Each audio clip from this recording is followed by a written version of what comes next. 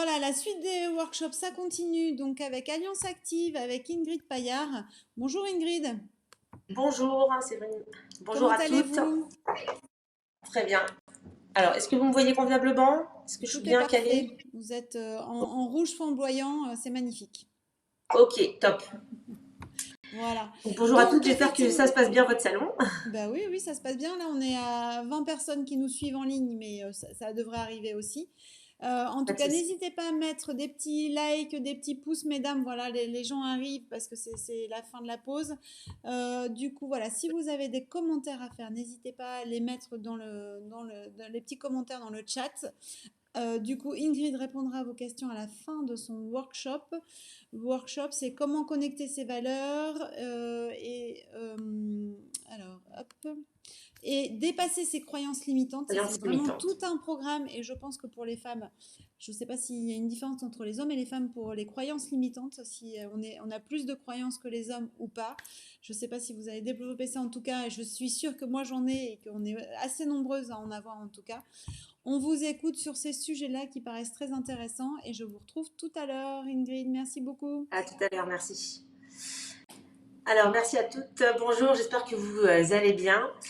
Et alors, je vais vous partager d'abord ma petite histoire, hein, puisque, comme certaines d'entre vous, j'imagine, j'ai souvent eu peur de changer de job. J'ai souvent négocié avec moi-même à nombreuses reprises. Et puis j'ai commencé ici même, hein, dans le Nord. C'est pour ça que j'avais très envie de participer à ce salon professionnel sur l'île, même si c'est à distance. Tout simplement parce que voilà, j'ai fait mes débuts de carrière donc, dans un grand groupe agroalimentaire en tant que commercial sur l'île. Et à l'époque, eh bien, j'avais un secteur qui allait de Lille, en passant par Lens, en allant jusqu'à Dunkerque. Et autant vous dire que quand je sillonnais les routes, eh bien, je me suis souvent perdue, puisqu'à l'époque, c'était donc en 2001, il n'y avait pas, au 2003, il n'y avait pas encore de GPS. On n'avait pas encore la chance d'avoir Google dans nos vies, si on peut dire ça comme ça. Et donc, qu'est-ce qui se passe quand on avance et qu'on n'a pas de GPS? Qu'est-ce qui se passe quand on choisit sa carrière et qu'on ne sait pas exactement où est-ce qu'on veut aller? Eh bien, on se perd, voilà. Et donc, moi, à plusieurs reprises, je me suis perdue sur mon propre chemin. Sur ce chemin, j'allais dire, de ce premier job, et puis sur le chemin de ma carrière, puisque il y a pas mal de fois, je me suis retrouvée en fait dans des entreprises, dans des jobs qui ne me satisfaisaient pas complètement. Et tout simplement, eh bien, parce que je ne savais pas qui j'étais véritablement. Et c'est ce sur quoi en fait j'ai envie de partir aujourd'hui avec vous. En fait, c'est comment est-ce qu'on fait en fait pour savoir qui on est. Comment est-ce que on peut aller à sa propre rencontre en enlevant, eh bien, j'aime bien dire son masque social, en enlevant la cape de superwoman, de supermaman qu'on a portée pendant des mois, des années, et puis qu'on continue de porter. Et finalement, l'enjeu, eh bien, c'est de se mettre à nu. Et oui, j'ose le dire. Comment on se met à nu justement pour mieux comprendre qui on est, comment on fonctionne, et qu'est-ce qui nous fait vraiment vibrer de l'intérieur. Et la grosse difficulté, eh bien, c'est que notre cap de superwoman, eh bien, j'allais dire, c'est un tissu de croyances limitantes. Alors non pas un tissu de mensonges, ou bien un tissu de mensonges en tout cas, qui est vis-à-vis de nous-mêmes, mais c'est un tissu de croyances, de peurs, de freins, qu'on a construit au fil des années. Alors ces croyances, elles peuvent être parfois éducationnelles, hein, voilà. Et on est le fruit de notre éducation, hein, dans le bon comme dans le mauvais, mais voilà, il faut savoir que l'intention au démarrage, elle est bonne, puisque on veut nous permettre eh bien, d'apprendre à marcher, à grandir et de prendre notre indépendance en tant que femme au travers du travail, entre autres. Et puis au fur et à mesure des années, eh bien, on a des peurs qui vont se créer, et puis des scénarios de vie qui vont confirmer nos peurs, voilà, et qui vont arriver à un moment où finalement, eh bien, on va cumuler les croyances limitantes. Alors pour la petite histoire, je suis en train d'écrire un bouquin et j'en suis en train de faire la relecture. Et donc j'en suis qu'à 30% de la relecture, mais j'en suis déjà à 55 croyances limitantes sur l'équivalent, on va dire, d'une soixantaine de pages. Donc autant vous dire que je suis devenue une experte de croyances limitantes parce que j'en ai tellement eu et j'en ai eu tellement à dépasser que j'allais dire je suis la bonne personne pour vous aider à développer eh bien, votre potentiel et à avoir cette capacité eh bien, à les dépasser. Alors les croyances limitantes, lesquelles sont-elles?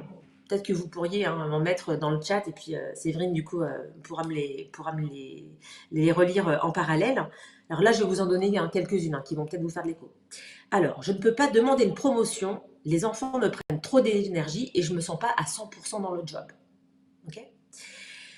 Ou ce patron, mais quel tyran, même dans mes pires cauchemars, je respire mieux qu'en sa présence. Mais bon, mes collègues, ils ont besoin de moi. Alors je ne peux pas partir. Qu'est-ce que ça vous parle, ce genre de croyance? Ou bien notre croyance, ça fait trop longtemps que je suis dans la même boîte. J'ai envie de la quitter et en même temps, ils m'ont donné ma chance il y a 15 ans. Ah ouais, cette croyance de la loyauté vis-à-vis du patron. Peut-être que certaines, vous le vivez à temps plein. Et puis ils m'ont fait évoluer, alors on leur trouve des excuses. Et puis est-ce que je vais réussir à m'intégrer dans une nouvelle boîte? Parce que finalement, ça fait 15 ans que je suis au même endroit. Est-ce que je suis encore capable de m'adapter? Est-ce que je suis capable de travailler sur un nouveau produit, un nouveau service? Ok. Alors pour d'autres qui auraient envie de quitter leur job, c'est ah non, je suis sûre qu'on va me refuser la rupture conventionnelle. C'est sûr, ils disent toujours non. Ok. Donc ça, c'est ce qu'on appelle des créations de paradigmes. Dans quelle mesure, en fait, vos patrons ont créé des paradigmes? Enfin, quand je dis vos patrons, c'est aussi l'entreprise. C'est la société qui fait qu'on n'ose pas demander d'augmentation, on n'ose pas demander de promotion, on n'ose pas demander une rupture conventionnelle pour se donner une chance de rebondir. Et des croyances, on en a mis l'autre. C'est je suis trop vieille pour rebondir ou je suis pas assez diplômée. Ce matin, j'ai eu une personne très agréable qui m'a dit je ne peux pas vivre de mon rêve. Ok. Donc autant de croyances que de personnes, et puis j'allais dire autant de multiples croyances que de vie, puisque ce sont vos scénarios qui vous ont confronté à ces peurs, à ces freins. Et puis parfois ça s'est répété. Ok. Et donc, moi quand j'ai démarré ma carrière à Lille, dans ma croyance, on ne pouvait pas refuser un job qu'on nous offrait. Ok.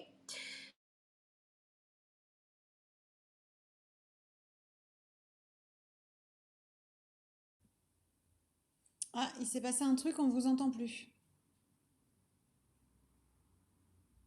Et vous avez plus de son.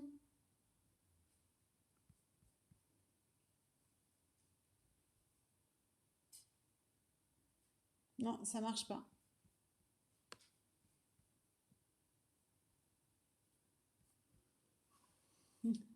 Anne, du coup, Ingrid revient. Voilà. À tout de suite.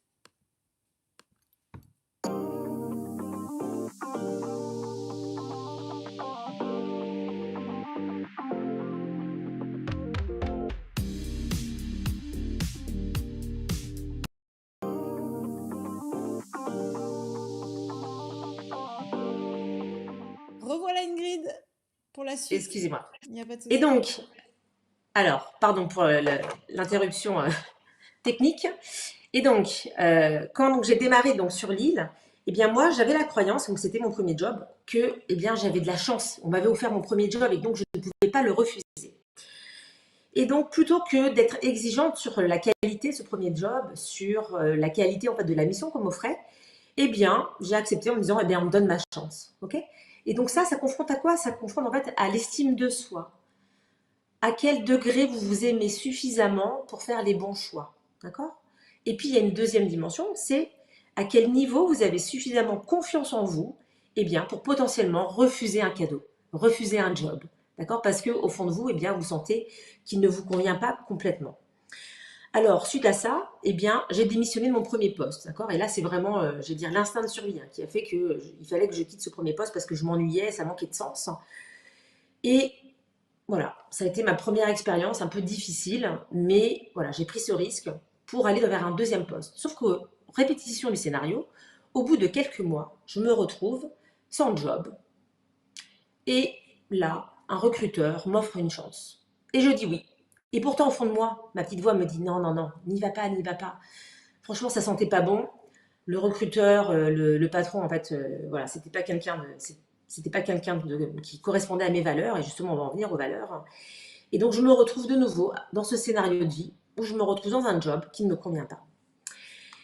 Pourquoi est-ce que je vous parle des valeurs? Eh bien, parce que si je vous demande quelles sont vos 5 valeurs qui drivent votre vie, est-ce que vous êtes capable de les définir, de les identifier?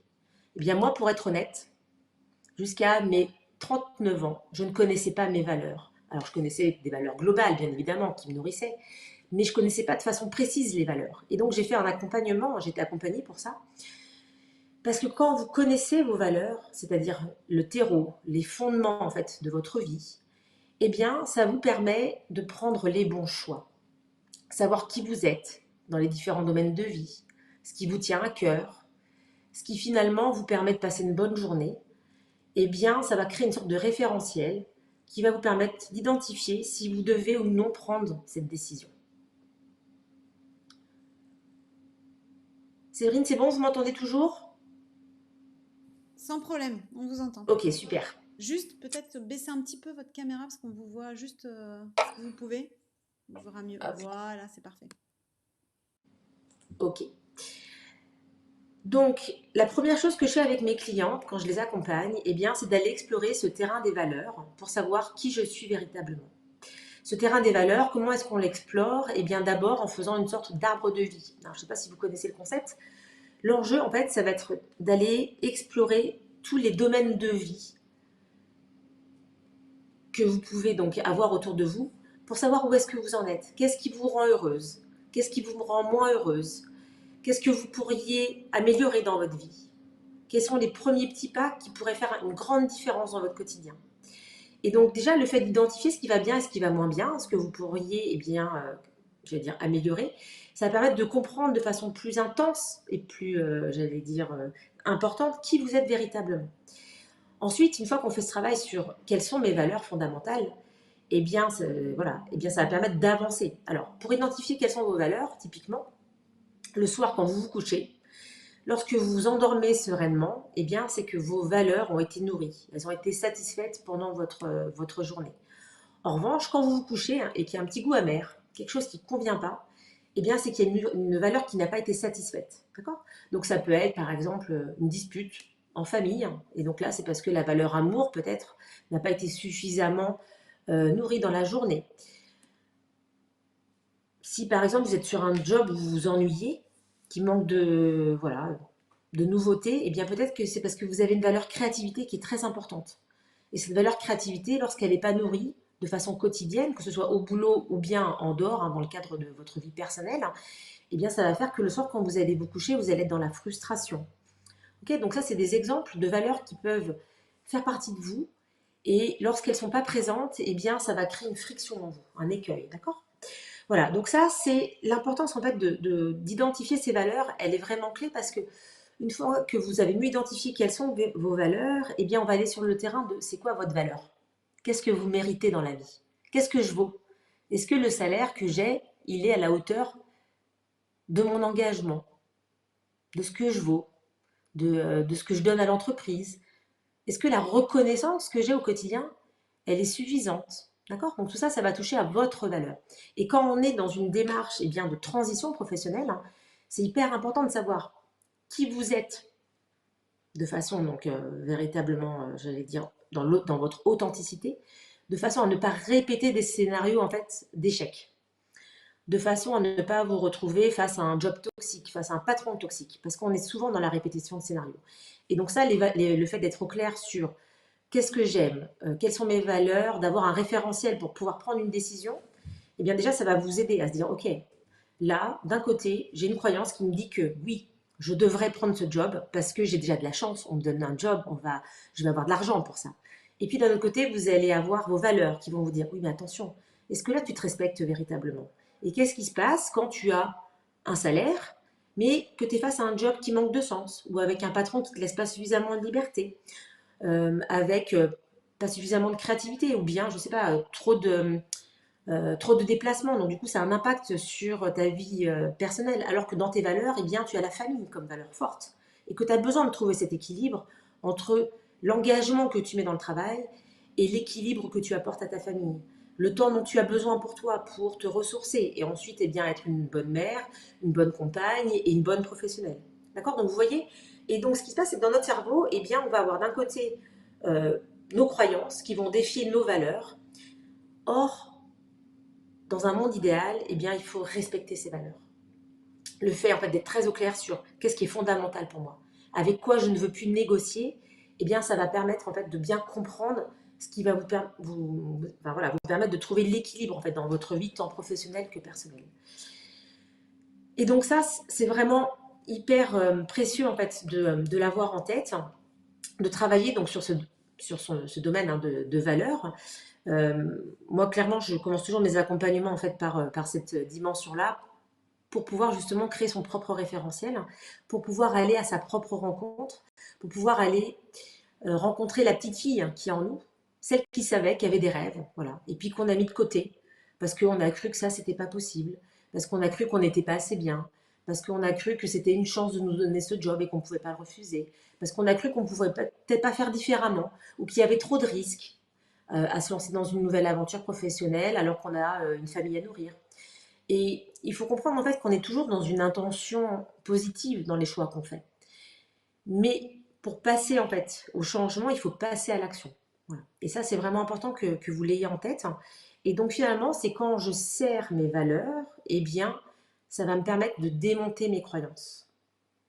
Ça va permettre de confronter et de se dire, ok, quel est le premier petit pas que vous avez envie de faire et que vous pourriez faire après cette séance pour justement, eh bien, oser changer de job. Ça serait quoi? Est-ce que ça serait vous faire accompagner, bien évidemment, avoir un œil extérieur pour vous aider dans la sécurité à avancer? Est-ce que c'est prendre le courage de refaire son CV? Est-ce que c'est prendre le courage eh bien, d'appeler une ancienne collègue qui a osé quitter son job et voir ce qu'elle est devenue et de discuter avec elle pour voir eh bien, voilà, quel est le parcours qu'elle a eu? Donc en fait, chacun à son niveau, on a des peurs.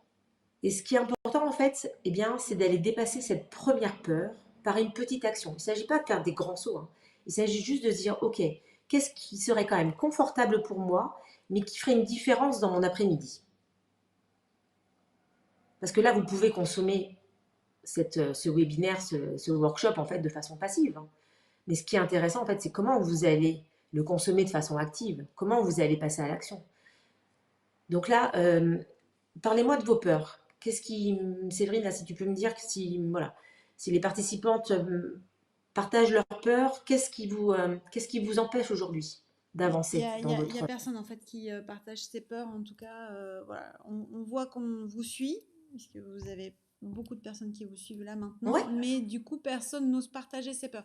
Donc peut-être que, mesdames, n'hésitez pas en tout cas à faire un petit commentaire. Il y a un petit décalage d'une ou deux, 10 secondes, donc on va attendre un ouais, petit pas peu. de souci. Voilà, et ben dès qu'il y a quelqu'un qui fait un petit commentaire, je reviens vers vous. Ok, pas de Ça souci. vous va? Ah, Donc, donc on a Angélique, la peur de réussir. la peur de réussir, ok. Alors, la peur de réussir, en fait, elle est étonnante, cette peur, quelque part, parce qu'on pourrait imaginer eh bien, que ça pourrait créer de la motivation à se mettre en ordre de marche. Mais la peur de réussir, eh bien, ça peut être aussi, Angélique, la peur de se mettre en avant, la peur de briller, la peur de s'exposer. Ok. Donc, parfois, dans cette peur de réussir, eh bien, il y a une sous-peur, hein, une autre croyance. Par exemple, moi, il y a quelques années, j'avais l'impression que si je réussissais, eh bien, je serais moins aimée en fait dans ma famille. Comme si finalement le fait de réussir en fait, eh bien, allait être une preuve de désamour vis-à-vis de mes enfants ou de mon compagnon. Ok. Donc derrière la peur de réussir, eh bien, c'est parce qu'on a la peur de perdre autre chose. Donc c'est ça qui est intéressant. Ensuite, donc là, je vois la peur de quitter le salariat. Eh bien, c'est que derrière cette peur de quitter le salariat, il peut y avoir une peur euh, d'insécurité. Ok. Et donc, c'est comment on peut recréer en fait de la sécurité dans l'entrepreneuriat. Et donc ça, ce qui est important là-dedans, eh bien, ça va être la vision qu'on va créer. Ce qui est important, c'est de se dire, OK, au regard de mes valeurs, eh bien, voilà le type de projet dans lequel j'ai envie de m'investir et comment, dans une vision, eh bien, créer une stratégie pour y aller pas à pas. D'accord. Je vois une autre peur, alors excusez-moi, du coup, je les traite de façon assez rapide, mais c'est juste pour vous démontrer en fait qu'une peur peut être déconstruite et transformer une peur en fait limitante en peur mobilisante. C'est que souvent, en fait, quand on a une croyance limitante comme ça, c'est qu'on a peur de perdre quelque chose. Donc, c'est comment, en fait, on va intégrer de la sécurité et comment on va démonter cette croyance. La peur de perdre, par exemple, en train de vie, hein, ça a été notifié tout à l'heure. eh bien, c'est comment je vais. Alors déjà, c'est quoi mon train de vie? De quoi j'ai véritablement besoin? Donc ça, c'est important d'être très au clair d'un point de vue financier sur de quoi j'ai besoin, qu'est-ce que je considère que je vaux, et quand je monte un projet, eh bien, quel en serait finalement le business plan qui me permettrait, eh bien, sur un moyen long terme, de retrouver le même train de vie. Donc ça, c'est important, parce qu'on n'a pas toutes les mêmes ambitions. Et pour déconstruire en fait vos croyances, eh bien, on va aller s'atteler en fait à aller chercher en fait un succès. D'accord? Si vous voulez, je vous propose ça comme exercice. Je vous propose là de prendre une grande inspiration. Ok. Donc là, il est 13h50. Et c'est toujours bon de prendre une grande respiration comme ça en début d'après-midi. Et puis, potentiellement, si vous avez besoin, eh bien, d'aller fermer les yeux et d'aller vous connecter en fait à une fierté. Quelque chose dont vous êtes véritablement très fier dans votre vie. Alors, ça peut être bien la capacité à avoir donné la vie, hein, pour un certain nombre d'entre nous, hein. Parfois, c'est notre plus beau succès. Pour d'autres, eh bien, c'est d'avoir eh bien, réussi à avoir un job qui, voilà, peut-être que la première fois que vous avez signé un contrat de travail, eh bien, ça vous a rempli de joie. Vous avez été fier de ça. Okay, donc, vous allez vous connecter à cette fierté la première fois qu'on vous dit oui pour le job. Pour certaines qui sont peut-être des sportives accomplies, ou moins accomplies d'ailleurs, mais voilà, si certaines ont fait de la course à pied, eh bien, parfois, lorsqu'on passe la ligne d'arrivée pour la première fois, malgré l'effort, malgré le courage que ça demande, eh bien, on est rempli de fierté. Donc là, je vais vous inviter à inspirer pleinement cette fierté, d'accord? Et à vous connecter à ce moment précis où vous ressentez cette fierté. Alors, où est-ce que vous êtes? Qu'est-ce que vous voyez autour de vous? Avec qui vous êtes? Est-ce que peut-être il y a une odeur? Qu'est-ce que vous ressentez au fond de vous? Okay. Et puis cette fierté, si vous pouviez l'associer à une couleur, eh bien, ça serait quoi comme couleur? Voilà. Donc là, je vais vous inviter, regardez derrière moi, vous avez de multiples couleurs, du rose, du vert, du bleu, du blanc, du jaune. Okay, la couleur de la fierté pour vous, c'est quoi? Et je vais vous inviter donc à inspirer pleinement cette fierté et à la faire rayonner autour de vous. Et à imaginer, tout simplement, en se connectant en fait à cette fierté, eh bien, quel est le premier petit pas que vous pourriez faire vers le changement? Quand vous rayonnez cette fierté, eh bien finalement, quand vous pensez à cette peur du lendemain, à cette peur de quitter le salariat, eh bien le fait en fait d'appréhender cette nouvelle situation en partant en fait avec cette grande fierté, avec votre capacité à être dans le succès, parce qu'en fait vous connaissez le succès, vous l'avez déjà en fait goûté quelque part. Eh bien c'est aussi là-dessus qu'on va s'appuyer, outre vos valeurs, eh bien pour dépasser vos peurs, vos croyances, c'est que vous repartiez en fait avec la conviction que vous êtes beaucoup plus, vous êtes une beaucoup plus grande femme que ce que vous imaginez. C'est comment en fait on va décupler votre confiance en vous pour vous permettre de faire ce premier petit pas, qui peut être un petit pas pour votre voisine, mais qui est un grand pas pour vous, et c'est ça le principal. Et c'est pas à pas, vous engager sur la voie du changement qui va vous permettre justement eh bien, d'aller trouver un job avec plus de sens, avec un patron peut-être plus engageant, avec plus d'épanouissement, avec un meilleur salaire, avec une promotion qui vous permet eh bien, voilà, de enfin vous sentir à votre place. Et tout ça, en fait, eh bien, j'allais dire, c'est comment on va travailler, outre bien évidemment la dimension compétence, comment j'apprends à parler de moi, c'est aussi comment j'apprends à parler de moi, mais en ayant l'ancrage, la posture qui permet en fait eh bien, de m'assurer que je sais ce que je vaux. Et quand je sais ce que je vaux, et bien du coup, l'autre va recevoir en fait cette pleine énergie et cette consistance. D'accord?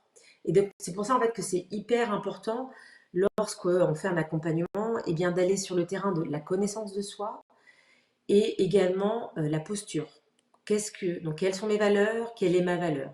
Et comment j'apprends à prendre confiance en moi, à développer mon estime de moi pour pouvoir, eh bien, au moment où je parle de moi, être ancré et ne pas laisser les petites voix finalement m'interrompre dans mon envie d'avancer. Parce que vous aurez toujours autour de vous des gens qui vous veulent du bien, mais qui vont tout faire pour vous stopper en fait. Et donc c'est hyper important de connaître vos valeurs pour définir quelle est votre mission, quelle est votre voie, et ensuite de vous appuyer justement sur de la confiance en soi, sur de la posture, en vous accrochant à vos succès du passé. Parce que vous avez mis plein de choses en place depuis des dizaines d'années. Et donc, c'est comment on va aller revisiter vos succès pour justement vous aider à prendre, à surfer la vague et à faire un pas vers votre avenir et pouvoir vous engager vers une voie constructive qui va vous permettre d'être heureuse, hein, parce que c'est c'est souvent l'enjeu, hein, être épanoui et pouvoir trouver du sens dans notre action, puisque voilà, on passe du temps, j'allais dire, dans nos jobs, donc c'est comment pouvoir y parvenir. Alors, ce que je vous propose, alors si voilà, il nous reste quelques minutes, si vous voulez en savoir plus, bien évidemment, je peux continuer donc à parler de façon plus précise et individuellement avec vous sur les processus, hein, l'accompagnement que je propose donc, dans le cadre de bilan de compétences ou de coaching carrière. Voilà, donc j'ai un organisme de formation qui est certifié Calliope, donc pour les personnes qui auraient de l'abondement sur leur CPF, voilà, ça veut dire que l'accompagnement peut être pris en tout ou partie par cet abondement. Et puis, pour les personnes qui souhaiteraient que je les accompagne en coaching, bien évidemment, la porte est ouverte. En termes de modalités, ce que je vous propose, c'est qu'on prenne un rendez-vous pour celles qui voudraient qu'on traite de façon plus individuelle vos problématiques, vos peurs, vos croyances, pour voir déjà comment je peux vous donner quelques tuyaux plus personnalisés pour pouvoir les dépasser, hein. Et puis ensuite, voilà, si vous avez aimé mon énergie, si vous pensez que je suis la bonne coach pour vous aider à avancer pas à pas, justement pour donner un nouvel élan à votre carrière, n'hésitez pas, alors soit donc à prendre rendez-vous cet après-midi et demain. Il y a un bouton sur le site, tu me rediras, hein, Séverine, mais voilà, il y a un bouton sur lequel vous pouvez cliquer pour prendre rendez-vous dès à présent avec moi sur les créneaux qui sont impartis. Et si toutefois les créneaux qui sont précisés donc là sur mardi et mercredi ne vous convenaient pas, n'hésitez pas sinon à aller sur mon site internet et vous aurez aussi également accès à mon emploi du temps, voilà, à mon planning pour pouvoir prendre rendez-vous dans les jours et la semaine prochaine si besoin.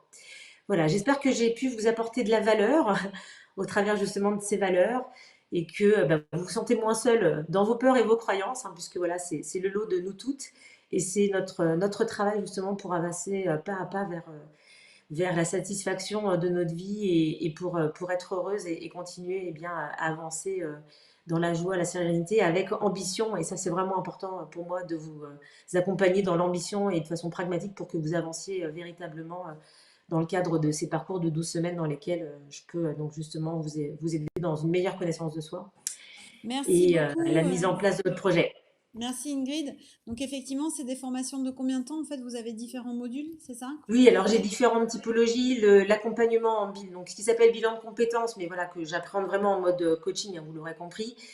C'est donc un accompagnement qui est sur 12 semaines, voilà, où on va se retrouver donc entre 7 à 9 reprises en fonction enfin, voilà, de la typologie de ce que vous allez choisir.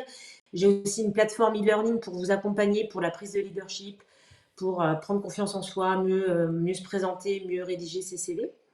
Et puis, voilà. Et puis sinon, quand on est en coaching individuel, là, vous allez être maître du temps en fonction de vos besoins, de vos attentes et de vos ambitions. Bon, en tout cas, vous nous avez donné envie de vous suivre, envie de vous contacter. J'ai trouvé vraiment la façon dont vous vous exprimez par rapport justement aux valeurs et à ces notions limitantes qu'on a, nos croyances limitantes qu'on a en nous-mêmes. Très, très agréable et très appréciable en tout cas. Ça donne envie. Donc, mesdames, en tout cas, on vous remercie beaucoup pour votre intervention. Il n'y a pas de questions Merci. particulières. Voilà, on vous a suivi, comme vous avez pu le voir tout à l'heure. Vous avez le droit à des petits cœurs de Tatiana. Donc, voilà, ça c'est très girly. Merci Voilà. Tatiana, merci Angélique, merci à toutes pour. Voilà. Et donc, effectivement, on retrouve Ingrid sur la page du salon professionnel online ou sur sa page internet. Voilà, il reste des créneaux de rendez-vous. N'hésitez pas si vous avez envie de la rencontrer en tête à tête, voilà, par rapport à vos croyances limitantes à vous aussi. Merci beaucoup, Ingrid, et bien, bon Merci à salon en tout toutes. cas. Voilà, Merci, bonne journée merci. à toutes. Merci.